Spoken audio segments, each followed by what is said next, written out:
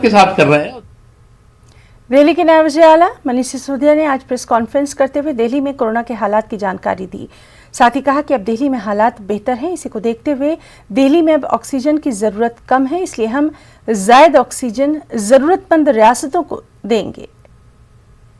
ये देखा है कि दिल्ली में बेड ऑक्यूपेंसी और मौजूदा केसेस को देखते हुए, मौजूदा एडमिटेड पेशेंट्स को देखते हुए दिल्ली में ऑक्सीजन की ज़रूरत अब 582 मीट्रिक टन रह गई है।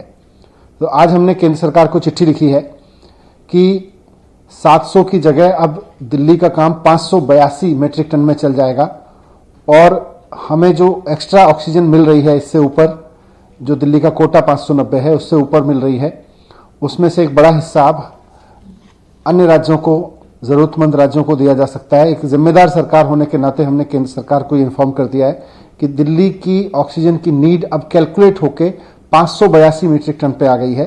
तो जो ऑक्सीजन की जरूरत अन्य राज्यों को है, उनको भी इसमें से बाकी ऑक्सीजन। वक्त है एक छोटे से ब्रेक का।